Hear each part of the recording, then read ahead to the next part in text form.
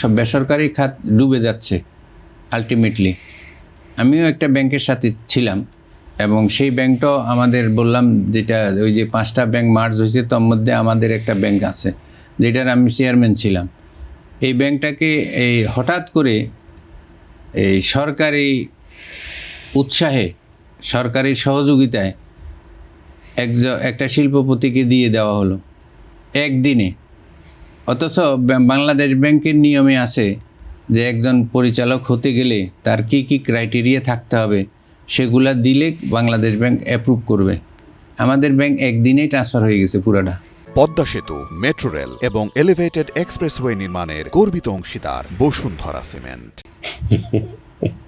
তো সেখানে সরকারি সহযোগিতায় একটা ব্যাংক ট্রান্সফার হয়ে গেছে এবং মালিকানা বদলে গেছে, সরকার অনুমোদন দিয়ে দিছে। সেই ব্যাংক আবার লুট হয়েছে। সেই ব্যাংক লুট হওয়ার পরে সেই ব্যাংকের এখন খালি হয়েছে, এটাকে আবার মার্জারে নিয়ে গেছে। এই কথা বললো না যে কিভাবে এটা ডাইরেক্টরশিপ চেঞ্জ হলো, তারা কিভাবে মালিক হলো, তারা কিভাবে এই টাকা উইথড্র করে নিয়ে গেল, তাতে করে কারা বেনিফিটেড হলো, এটার মধ্যে কারা কারা জড়িত ছিল। সেখানে ব্যাংক কি অফিসার ছাড়া ছিল না। এমডি ছিল, ডিএমডি ছিল, অন্যান্য স্টাফ ছিল, ম্যানেজার ছিল। তারা কি করেছে? তাদের কোনো দায়িত্ব ছিল না এই টাকাগুলো প্রকিউর করার, প্রটেক্ট করার? কেউ কিছু করেনি, বাংলাদেশ ব্যাংকও করেনি। যার জন্য আমরা এই পর্যায়ে আসি গেছি। কিন্তু এখন আমাদের যেটা প্রয়োজন সেটা হলো সাফিসিয়েন্ট কন্ট্রোল অন দি এই সিস্টেম। লোন দিবে একটা লোকবর্গে, ফানের দোকানদার, ওরে লোন দিয়ে দিছে কত কোটি? 200 কোটি। আপনারা তো শুনছেন যে আমার ড্রাইভারের বেতন আমার ড্রাইভার 400 কোটি টাকার মালিক। এই যে কথাগুলো, এগুলো যদিও হাস্যস্কর, কিন্তু এটা রিয়েলিটি, এটাই হচ্ছে। আরেকটা এই আমি প্রত্যক্ষ আমার জানা মতে একজন চাইনিজ রেস্টুরেন্টের মালিক, তার নামে লোন হয়েছে 600 কোটি টাকা।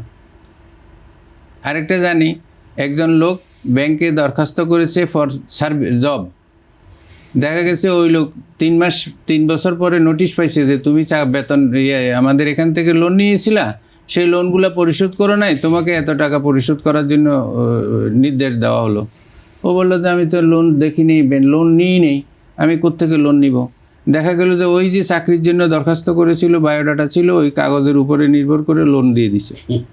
তো আমাদের দেশকে লুট করা হয়েছে। নির্ভর করে কাকে লোন দিছে সে তো নেয় নাই, সেটা যে নিচে সে ব্যাংকের মালিক, যে মালিক সেই নিচে, ওই লোকের নামে নিচে, নিজের পকেটে লয়ে গেছে। নাহলে এক একজন এই যে বলে কেউ সিঙ্গাপুরে বাড়ি করেছে, কেউ লন্ডনে বাড়ি করেছে, কেউ এখানে বাড়ি করেছে, কেউ ওখানে বাড়ি করেছে, এই টাকা আসছে কোত্থেকে? এখান থেকেই তো গিয়েছে।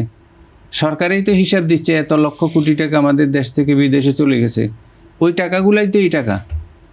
এইভাবেই তো পাচার করা হয়েছে, এইভাবে ব্যাংক থেকে নেওয়া হয়েছে এবং ওগুলাই বিদেশে হুন্ডির মাধ্যমে চলে গেছে।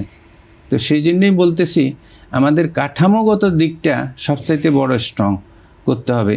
এই যে সরকারি নীতি পরিবর্তনের মাধ্যমে আমি মনে করি controlling of the bank, all institution, all officers, এগুলো আমাদের অবশ্যই কন্ট্রোলিংটা ইম্পর্ট্যান্ট বেশি।